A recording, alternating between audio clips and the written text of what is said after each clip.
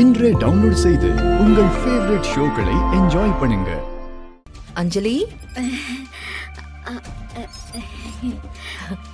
உட்காரு. உட்கார். இன்னைக்கு நான் ஓ ரூம்ல தான் தூங்க போறேன். ஏ ரூம்லயா? ஆமா. எதுக்கு இப்படி பதற? இல்லக்கா, உனக்கு என் கூட தூங்குறது செட் ஆகுமா? ஏய், நம்ம குழந்தையா இருந்ததுல இருந்து உனக்கு கல்யாணம் ஆகுற வரைக்கும் ஒன்னா தானே தூங்கி இருக்கோம். ஒரே பெட்ல தானே நம்ம ரெண்டு பேரும் படுத்திருக்கோம். இப்ப எதுக்கு நீ பதட்டப்படுற? ஆமா ஆமா ஆமா ஆமா, ஒரே பெட்ல தானே படுத்திருக்கோம். ஆமா, அப்புறம் என்ன? அக்கா, இருக்கா இருக்கா இருக்கா, இது வேற இடம். இங்க எப்படி உனக்கு?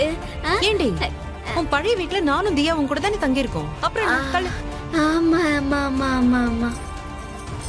ஏன் அஞ்சலி, உனக்கு ஞாபகம் இருக்கா? ஆமா இருக்கே. என்னது? என்னது? அதான் காலையில ஸ்கூலுக்கு கிளம்பும் போது யாரு முதல்ல கிளம்புறதுன்னு தூங்கி எந்திரிச்சதுல இருந்து டிஃபன் சாப்பிட்டு எல்லாரும் வேன் ஏற வரைக்கும் எப்படி எல்லாம் நம்ம போட்டி போடுவோம்ல. ஆமா ஆமா. நீ படிக்கும் போதே என் தாவணி எடுத்து கட்டிப்ப. அவ்வளோ ஏன், என் ரிப்பன் எல்லாம் எடுத்துப்ப. நீ என் ஷூ சைஸ் உனக்கு பெருசா இருந்தாலும் அதையே எடுத்து போட்டுப்ப. எல்லாத்துக்கும் நம்ம ரெண்டு பேரும் எவ்வளவு சண்டை போட்டிருப்போம்ல.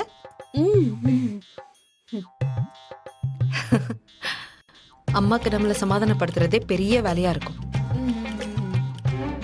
இதெல்லாம் உனக்கு ஞாபகம் இருக்குல்ல? ஓய், என்ன முழிக்கிற? ஐயோ, நல்ல ஞாபகம் இருக்குக்கா. நம்ம ரெண்டு பேரும் ஸ்கூல் கிளம்பும் போது யூனிஃபார்ம்லாம் போட்டுட்டு போவோம்ல. ஸ்கூலுக்கு போகும்போது யூனிஃபார்ம் போட்டு போ. நாம சின்ன வயசுல ரெடி ஆகுறதுக்கு கண்ணாடி முன்னாடி யாரு முதல்ல நிக்கிறதுன்னு நம்ம சண்டை போட்டுப்போமே, அது. ஆமா ஆமா, நல்ல ஞாபகம் இருக்கு.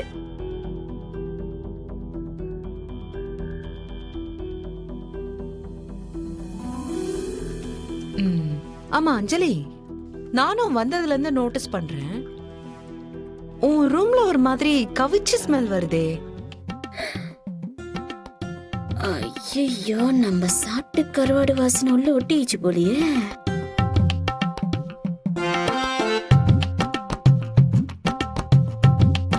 என்ன ஏசி போட்டுக்கிறானுங்க, இந்த கவுச்சு வாசனை கூட வெளியே தெரியலாத.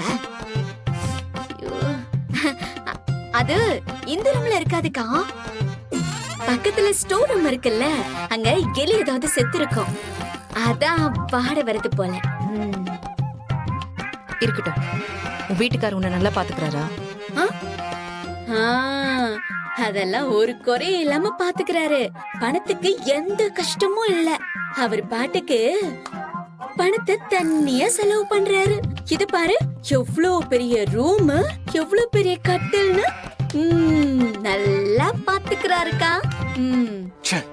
இவங்களை சமாளிச்சு அனுப்பிடலான்னு பார்த்தா துருவி துருவி கேள்வி கேட்கிறாங்களே. அவளும் பாவம் எத்தனை கேள்விக்கு தான் பதில் சொல்லுவா. ஏய் மதி, எப்படியாவது மயக்கம் போட்டாவது விழுந்துரு, நான் வந்து சமாளிச்சுக்கிறேன்.